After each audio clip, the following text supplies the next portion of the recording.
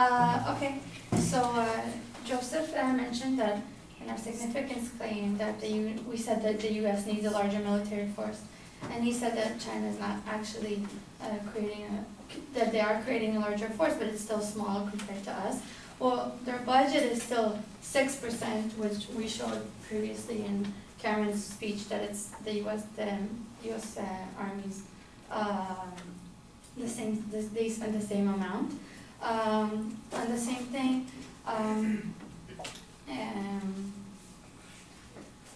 he talked about an article that talked about how China's not going to use the resources to harm the U.S., but that article actually was brought up.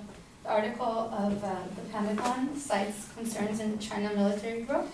So that article in the New York Times actually talked about how the Pentagon is worried about the growing situation in China. So obviously, we can't say the only thing that the writer did was disclaim those thoughts, but the Pentagon itself showed that they're concerned about that. Also, China military is growing more technologically advanced. The pace and scope of China's sustained military investment have allowed China to pursue capabilities that we believe are potentially destabilizing to regional military balances, increase the risk of misunderstanding and miscalculation, and may contribute to regional tension and anxieties. This is by Michael Schiffer, Deputy Assistant Defense Security for East Asia, in releasing the report at the Pentagon. Also, in our advantages claims, he mentioned, Joseph mentioned a survey done about patriotism. That survey, that's called 1 in 3 Americans Are Extremely Patriotic by Gallup.com, actually tested people on, it was conducted in June, right before 4th of July, when there's a high, the whole country rises and becomes a bit more patriotic for Independence Day. And they also only sampled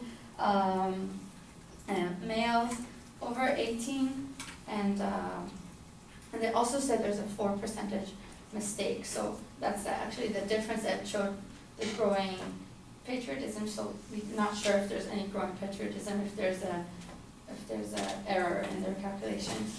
Also, about the higher crime rates, Joseph talked about Oceanside. Oceanside has a decreasing crime rates, and that correlates Camp Pendleton's population. According to the website Qubit Cognitive Strategy Planning Data in Seconds, Camp Pendleton South CDP census of 2010 results showed that the population of the area was approximately 10,660 people. It rose from 2000 to 2010. So the 19.9% increase, which correlates with the decrease of crime in Oceanside. He also talked about a lack of family unity and social unity.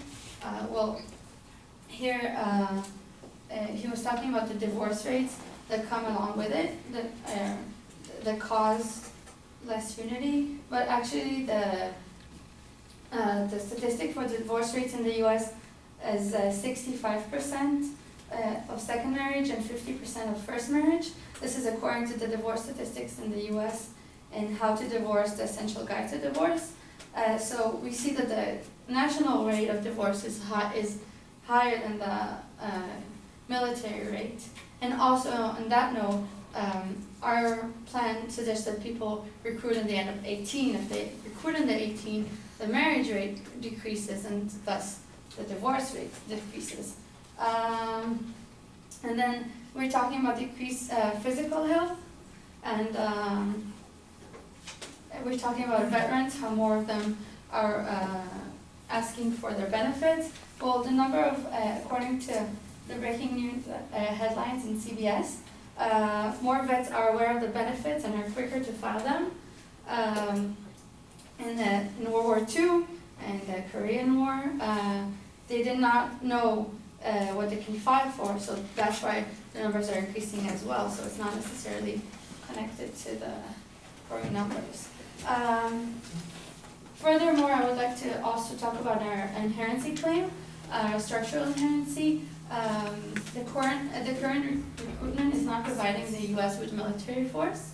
And the recruitment expenses are high, and an Army basic training only, it takes 9 weeks.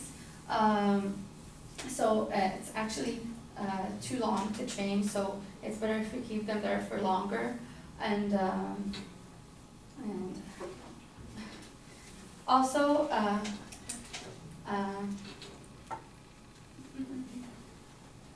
the current policy, the selective service system, is directed towards males only.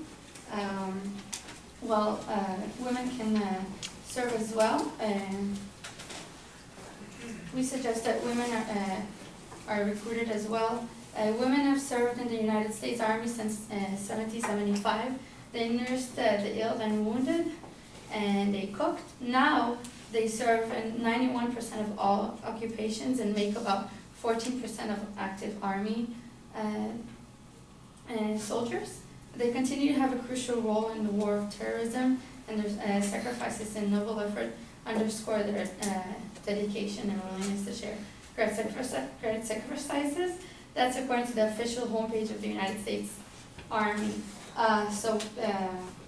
We want our plan to also include females. And that's it.